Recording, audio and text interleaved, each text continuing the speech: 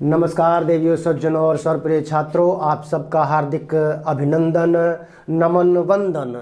उपस्थित हूँ 12वीं कक्षा अंतरा हिंदी पाठ्यपुस्तक काव्यखंड से भरत राम का प्रेम पार्ट 3 2 पार्ट अपलोड कर चुका हूँ, जिसमें गोस्वामी तुलसीदास जी का जीवन परिचय भी है, उनकी रचनाओं का भी उल्लेख है ना। तो इसमें ये तीसरा काव्यांश है, मतलब तीसरी चौपाई और तीसरा दोहा।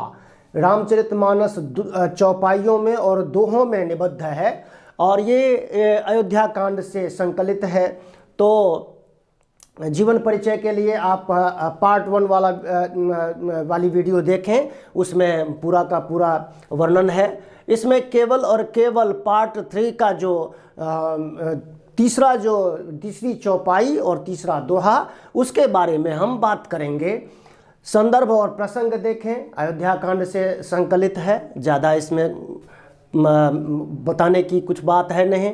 काव्यांश में मुख्य जो बात है, इसको हम प्रसंग कह लें, प्रतिपाद्य कह लें या केंद्रीय भाव कह लें, वो ये है कि राम के वनगमन के पश्चात चित्रकूट भरत जी का जाना उनसे मिलने के लिए, और वहाँ अपनी मनोदशा का वर्णन करना और अपनी स्थिति, जो उनकी वर्तमान स्थिति हो गई है राजा बनाए जाने के बाद और राम को वनवास देने के बाद, उसका वर्णन किया गया है। और भरत स्वयं को ही, है ना, प्रभु श्री राम जी के वनवास का स्वयं को, पहले तो माता को कोसते हैं, है ना, फिर माता को कोसने के बाद वो स्वयं को ही उसके लिए सर्वथा अनर्थकारी मानते हैं कि वो स्वयं वो अगर ना होते तो माता के मन में ऐसा लालच नहीं आता, और फिर उन्होंने जो है इस तरह का षड्यंत्र नहीं किया होता जिससे कि राजा दशरथ की भी मृत्यु होती है और परिवार छिन्न भिन्न हो जाता है।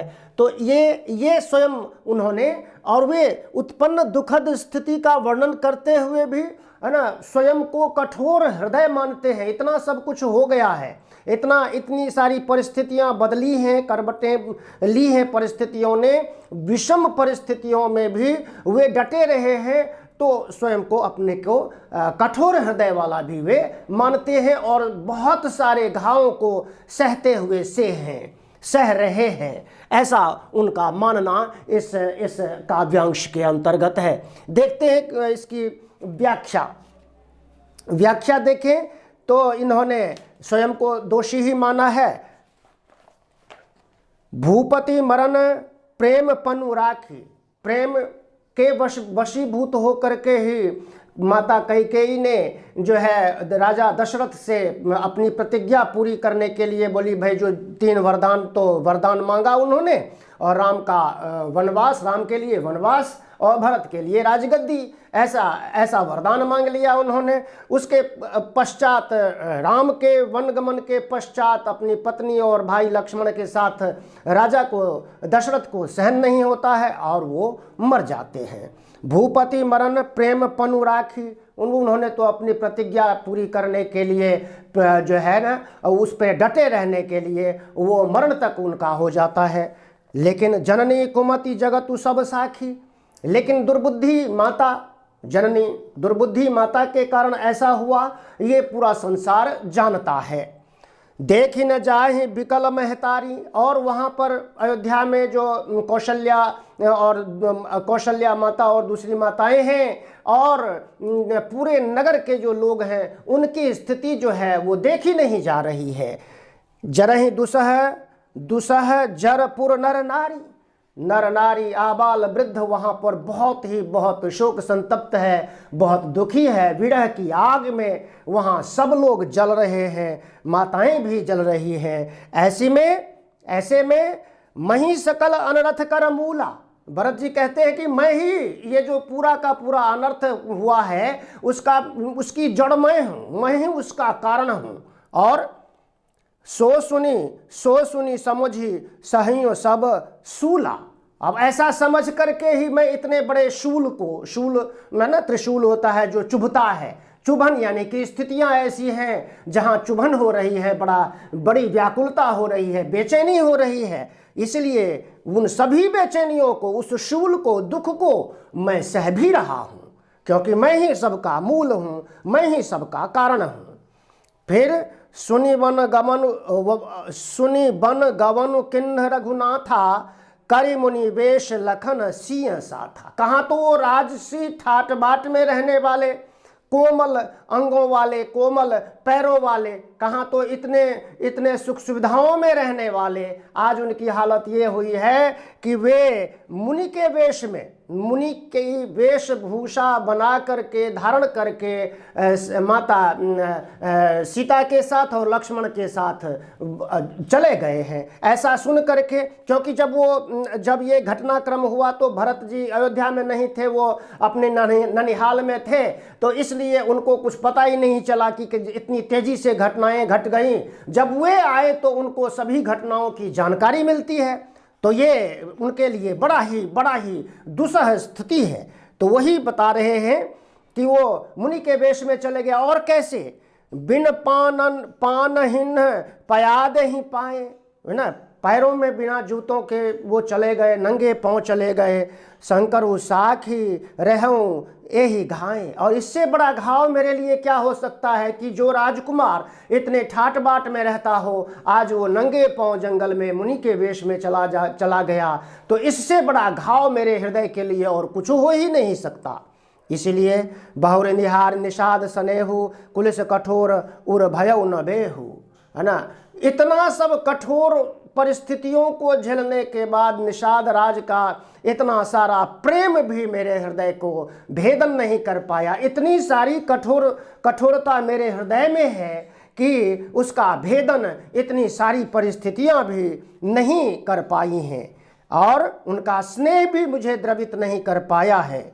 अब सब आँख न देखूं आई, अब तो मैं अपनी आंखों से देख रहा हूं सब कुछ की कैसी परिस्थितियां हैं, किन परिस्थितियों में जंगल झाड़ में कांटों में वो चल रहे हैं, पत्थरों पे, है ना, पैरों में कितने घाव लगे होंगे, है ना। इन सब चीज़ों को मैं अपनी आंखों से प्रत्यक्ष देख रहा हूँ।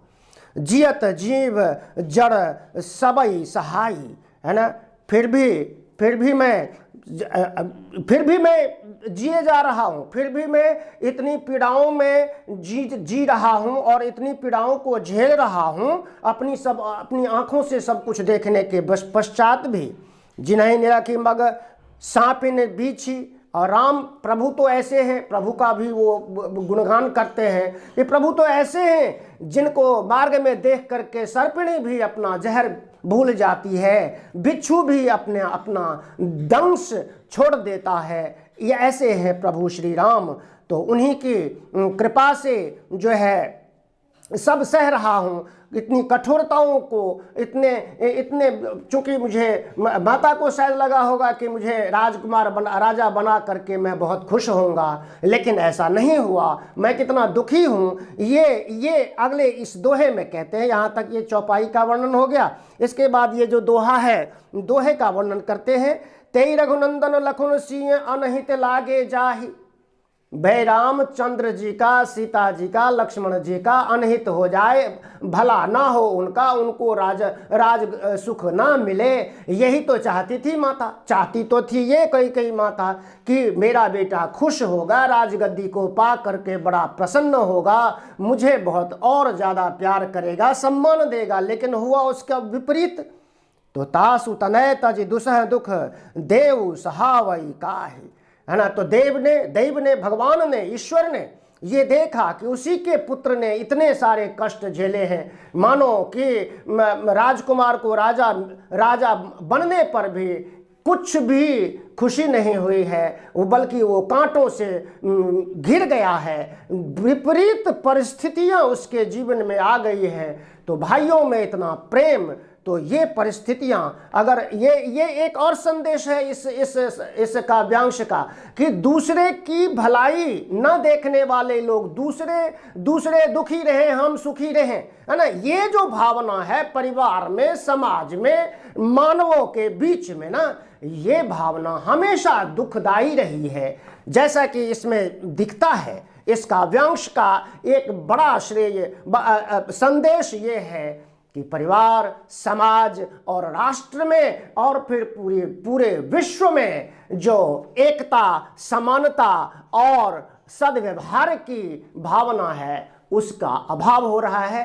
तो ये अभाव इस काव्यांश में बताया गया है कि इससे जो बुरा जो चाह बुरा जो चाहा किसी का तो खुद को ही बुरा हो जाता है। जैसे कई के साथ हुआ, मेरे साथ यानी भरत के साथ बता रहे हैं, मेरे साथ हुआ कि भला करने की सोची थी लेकिन बहुत बुरा हो गया। इसका अंदाज़ा किसी को नहीं रहा होगा, शायद माता कई को भी नहीं रहा होगा। देखते हैं आगे।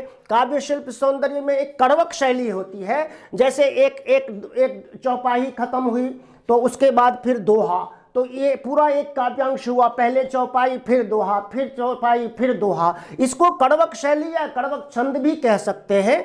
तो चूंकि चौपाई अपने आप में छंद है, दोहा भी छंद है, तो दोनों ही छंदों का इसमें पूरे रामचरितमानस में उसका प्रयोग हुआ है। अवधी भाषा में रचित है रामचरितमानस। सहज और स्वाभाविक भावबोध है अभिव्यक्ति का, उनका अपना ही एक अंदाज है। समाज की और परिवार की परिस्थितियों को, धार्मिकता को तुलसीदास से ज़्यादा अच्छा गहरी समझ रखने वाले बहुत कम कवि हैं। तो अनुप्रास और रूपक, उपमा, दृष्टांत आदि अलंकारों का तीनों काव्यांशों में, चूँकि पार्ट 1 और पार्ट 2 वाली वीडियोज़ में ये सब चीज़ें नहीं आई हैं, तो इनको विशेष रूप से आप तीनों काव्यांश में इसको समझिए कि ये चीज़ें हैं। दोहा, चौपाई, अवधी भाषा, सहज भावबोध, अनुप्रास, रूपक, उपमा, दृष्टांत आदि अलंकार हैं और करुण रस प्रधान है पूरा का पूरा पाठ ही तीनों काव्यांश।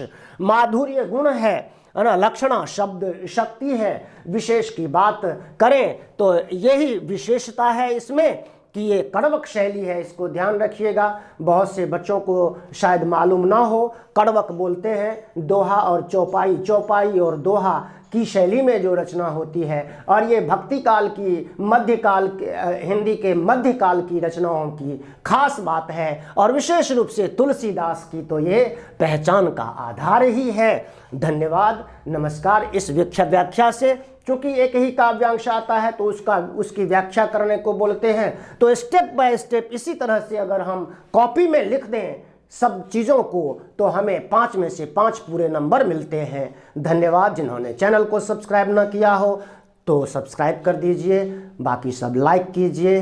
धन्यवाद, नमस्कार। जय हिंद, जय भारत, जय भारती।